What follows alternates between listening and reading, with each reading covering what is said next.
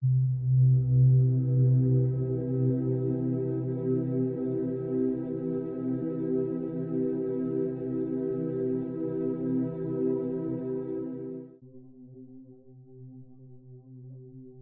mighty, conquering presence, the majesty of I Am everywhere. We give praise and thanks for thy mighty presence everywhere. Thy all-pervading energy and power ever stands at the door of our consciousness for use. We may consciously direct it to manifest thy wondrous perfection. Forever we give praise and thanks to thee for thy mighty presence. I bring you greetings from the great ascended host, always giving their assistance. They assist that you may manifest perfection. Out of the glorious fullness of God's omnipresent light and substance comes the fullness of all things. The student who is strong enough to stand alone with his or her mighty I Am presence will never divide the presence and power of God. They will find themselves steadily rising into that mighty perfection, forever free from all sense of limitation. The student is fortunate indeed who can hold himself or herself within this mighty presence undivided. For the benefit of sincere students who unknowingly allow their attention to be withheld, I wish to state certain facts. These records, which I shall quote, we have within our possession, and they cover the past 100 years. That of which I wish to speak today is the delusion of astrology. No one living can give his attention to astrology and enter into the presence of the I Am and remain there. Underlying the present use of astrology is the human desire to justify and gratify the outer desires. Here, let me state an appalling fact within the records we have. There is no one thing that has caused more failure or indirect murder than the present delusion of astrology. In your city of Chicago, a splendid student of metaphysics, accepting the delusion of his horoscope, was driven to commit suicide. Humanity, and students above all, need the firm rock and consciousness of mighty I Am to stand safely. It is not negative statements of prospective death and so-called ill-fated star force that students need to know. They need the unconquerable, all-pervading I Am presence that is the only and all life of their being. Their attention needs to be drawn and held there with a firm grasp. In the I Am presence, there is no height the student may not reach. But by allowing his attention to be held by astrology, numerology, and the many isms of today, there is no depth he may not reach. The present use of astrology has no semblance of the use to which it was put centuries ago. Then it conveyed no negative statements of any kind. The great harm of the attention fixed upon it is that students accept the negative statements far more than they are willing to admit. The sinister negative force generated by mankind in the world always takes advantage of such things as this to get and hold the attention, especially of the student who is progressing, and thus keep it upon that which will pull him down instead of raising him up.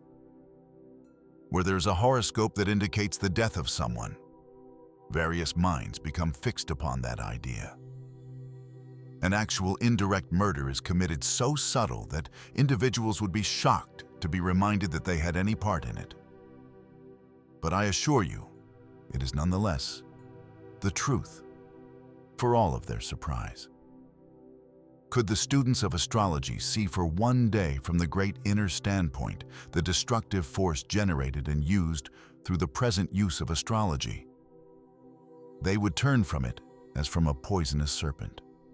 I say to you, beloved students, in the name of your light and progress, and of all progress, stand within your own mighty I Am presence, and let not your attention be held or divided by any outer thing if you wish to avoid the wheel of birth and rebirth indefinitely. From the great love of my heart, I urge you to avoid everything that savors of a negative expression or condition. Then you shall rise on the wings of your mighty I Am presence into that everlasting freedom and blessing of the perfect, eternal, limitless light. As I said, I do not wish in any manner to intrude upon your free will. But the gates of eternal freedom are open before you if you will but believe the truth I have uttered, which will enable you to enter within these gates and receive the eternal blessing of the light waiting there to enfold you. If there are conditions in your life, home, or environment that you wish to be rid of, command through the I Am presence that they be dissolved and consumed. Beloved students who have come under this radiation with you, we shall not touch upon this subject again. May the I Am presence within you enable you to see the light and truth of which I have spoken. I have seen within you the glorious light that can be quickened into a dazzling radiance, enabling you to express perfection. Hence, of my own volition have I offered my humble assistance. But if the personality persists in allowing the attention to be held on anything but the mighty I Am presence, then my humble efforts must necessarily be in vain.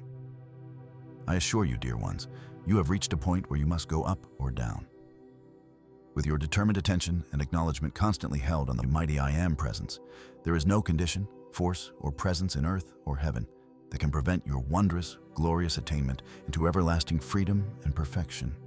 If you have not that within you, which causes you to feel and tells you of the great divine love that enables me to voice this truth to you for your protection, then we must but wait such time as the truth of it does appear within you.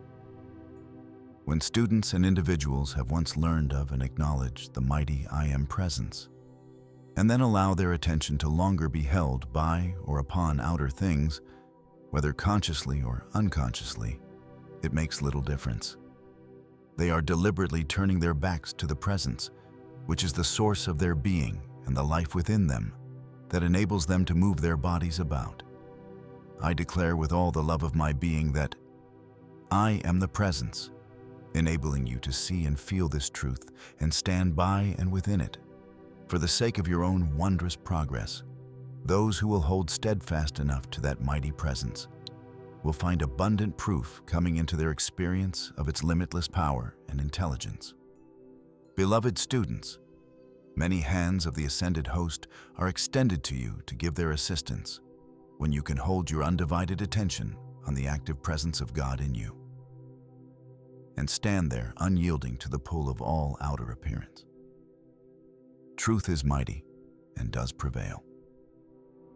May you feel its majestic presence at all times. It is a mistake on the part of the student to feel disappointment because a certain thing he has worked on does not manifest instantly, when as yet he has not generated great enough power and activity to produce it that quickly. The attention must always be on the I Am only. Suppose I were to declare, I am the mighty, I Am presence in action. Then, an hour later, I allowed my attention to be fixed on a star in a so-called adverse aspect to me, or an outer condition that indicates disaster of some kind. Do you not see how that would annul the statement I had made, which would liberate the power of freedom? Jesus said, "Ye cannot serve two masters." This means that you cannot divide the attention, for you must stop, look, and listen. I tell you, you cannot make steady progress if you give power to anything but your mighty I Am presence. The unfortunate thing with so many students is that they do not hold long and steadily enough to the mighty truth of their being to gain momentum and strength enough to stand against the pull of suggestion and outer appearance.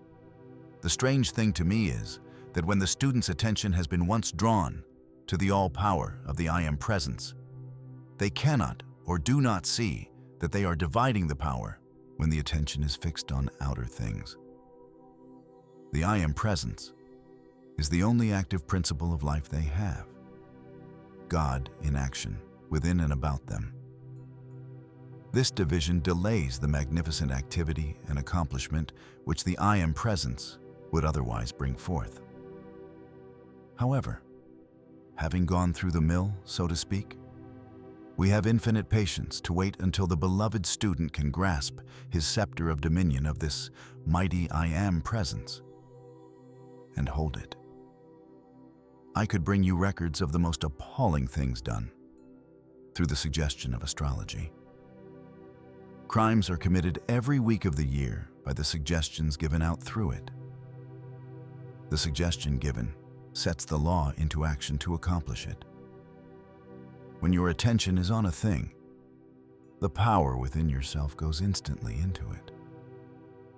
If the astrologers do not stop holding the thought of death against, she will pass out. It is criminal, is a child of God, and is entitled to live here as long as is decreed. I shall do what I am permitted to protect.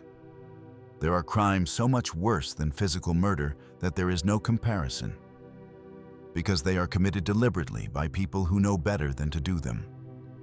There is one certain unfailing action of the law, and that is that those who do these things must pay the penalty of a like experience. To negative suggestions from others, say, I am the presence, annulling all this, so it cannot affect me, my home or world. It is the easiest thing in the world to consciously dissipate something that is voiced in your presence. Simply say, I am the only presence acting here. To anything you do not wish to continue, say, through the presence that I am, this thing shall cease, now and forever. Go after it like you are going to knock over a wall. When you really feel and mean a thing, you loose the power that does the thing. Try to realize the limitless power at your command. In the feeling is both sight and hearing, because we can both hear and see without using the faculties of sight and hearing. When one becomes instantly angry, he punctures other spheres of that quality and the accumulation rides in. Jealousy is the wide-open channel upon which every other destructive activity rides in.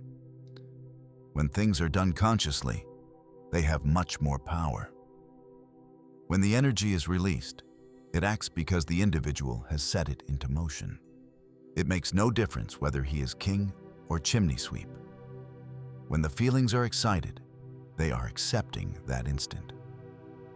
You can sit and listen to destructive conversation unaffected, so long as you control the feeling at the solar plexus. Nothing can enter your world unless it is invited. No good ever came of gambling. At one time, she had a most wonderful power and influence about her. She began to play the market and not only lost the power, but her money as well. Is it not better to stand with your I am presence than with a gambling channel? Anything that gets your attention is a subtle activity of the outer world that pulls you away from your freedom.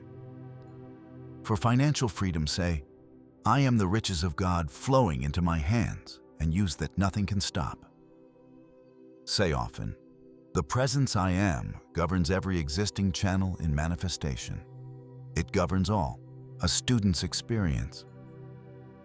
The student had heard and seen an explosion of light while the physical body was asleep.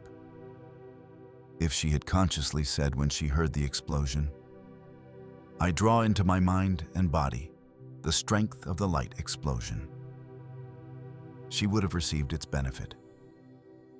The light was the liberating of certain powers for her use. In such experiences, the important thing for the student to do is to be alert, and in every manifestation, be conscious of the indrawing of its power. Rejoice that it is the mighty power of the I am presence acting, giving its strength and power to you. Command the outer memory to retain and bring into the outer consciousness everything you desire to know. When you use the I am presence, you have set the law into action, and it cannot fail. God does not act except through the consciousness of individuals, else he would not have them here. God can only act in the physical world through his individualizations, and even all nature is governed by individual intelligence, the ground, the plants, and all. There is omnipresent all the force and energy needed for a given purpose when loosed by the I am presence. Thus, through the use of the I am presence, you can release power of which as yet you have no conception. During the war, when Foch said, "They shall not pass," he loosed the power by which that decree was fulfilled. He had been in prayer for more than an hour, and when he came out, he was so charged with God's energy that as he uttered the command, it became the governing presence in the atmospheric condition about him. And God acted, The words, "they shall not pass," form a decree. It is dynamic, powerful, real, and loses tremendous power. There's only one power that acts. Give it full freedom. Stand with it and let it act. Stand in it and by it. There's no other power to act. This makes steady progress, like a glacier coming down the mountain. You are steadily moving forward and gaining a momentum against which nothing else can stand. It is an infallible momentum, power, and means of achievement of all good things. There is no permanent dominion except in this way. For cleanliness, use frequently. I am the presence here, keeping my clothes and home perfectly spotless. After a time, the force becomes so powerful that it instantly consumes or repels anything not wanted. The more you consciously act upon a thing, the more concentrated it becomes. When you say, "the presence that I am," charge this. You can charge the water so powerfully that it boils with the power of the energy there. Do not let anything question in your mind as to whether your command worked or not. Whenever commanding, say, "I know it is acting with full power." Know what the I am means. Know what it is to you. Know what it can do. Get this and hold fast with unyielding determination. Within these students, there is the strength and power to do this. And if they will stand with this mighty I am presence, great assistance can and will be given.